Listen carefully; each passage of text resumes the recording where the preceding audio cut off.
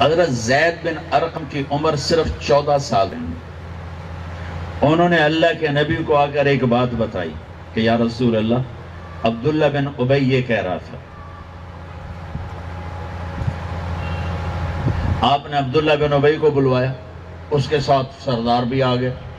کہ تو نے یہ کہا کہ نہیں، میں نے تو نہیں کہا.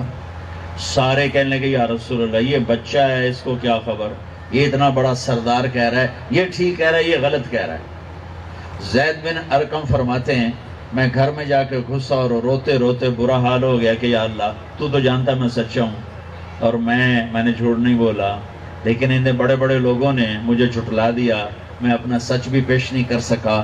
تو اللہ نے سورہ منافقون اتاری اس ایک بچے کی فریاد پر. یقولون لئن رجعنا الى المدینة لیخرجن الاعز والاذل وللہ العزت ولرسولہ وللمؤمنین. ایک 14 سال کے بچے پر اللہ نے قرآن اتارا اور پوری سورت اترا. اس کا خاص طور پر یہ ٹکڑا اترا کہ یہ ہاں اس نے کہا ہے، زید بن ارقم کی بات سچی ہے.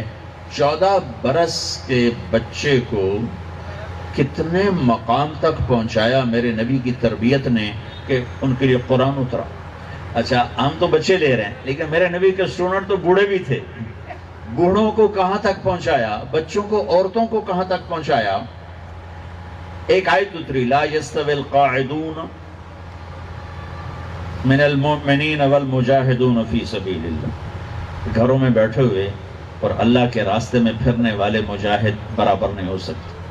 اس میں ایک نابینا صحابی بیٹھے ہیں، عبداللہ بن ام مکتوم، ایجڈ نابینا. کہنے کہ یا اللہ، یہ تو نے کیا کیا، میرے بارے میں تو کوئی نرمی فرما کہ میں نابینا، میں کہاں جہاد کروں گا، یا اللہ میں کہاں جہاد کروں گا، میرے بارے میں کوئی نرمی فرما.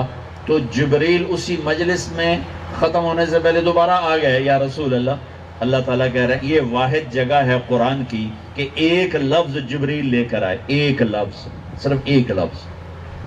یا رسول اللہ، اللہ تعالیٰ فرما رہے ہیں کہ اب اس آیت کو یوں پڑھا جائے. پہلے تھی لا یستوی القاعدون من المؤمنین والمجاہدون فی سبیل اللہ. یا رسول اللہ، اب اس آیت کو یوں پڑھا جائے لا یستوی القاعدون من المؤمنین غیر اولی الضرر والمجاہدون فی سبیل اللہ.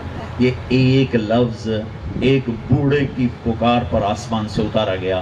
یہ میرے نبی کی تربیت ہے، یہ میرے نبی کا سکھانے کا انداز ہے کہ وہ وہاں تک پہنچے کہ قرآن کا ایک لفظ آیا کہ ہاں اب ہم اس میں ترمیم کرتے ہیں کہ جو معذور ایمان والے ہیں وہ الگ کر دیں، صحت مند ایمان والے گھروں میں بیٹھے ہوئے اور اللہ کے راستے میں پھرنے والے برابر نہیں ہو سکتے.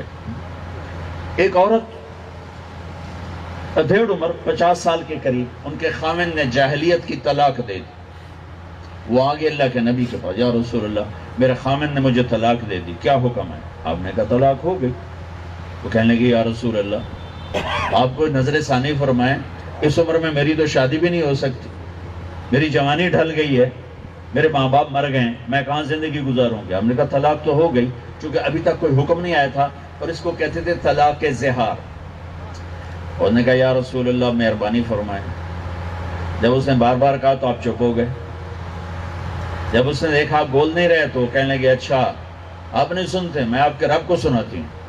اس نے بیٹھے بیٹھے اللہ یوں ہاتھ اٹھائے، اے اللہ میرے چھوٹے چھوٹے بچے ہیں، میں ان کو روٹی کہاں سے کھلاؤں، ان کی پرورش کہاں سے کروں. ان ضممتم الی فجاعوا، اللہ میں ان کو روٹی نہیں کھلا سکتی.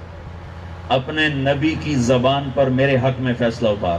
یہ نہیں کہا اپنی شریعت اتار، کہا میرے حق میں فیصلہ اتار، میرے حق میں. تو ایک دم ہمارے نبی پہ وحی آئی.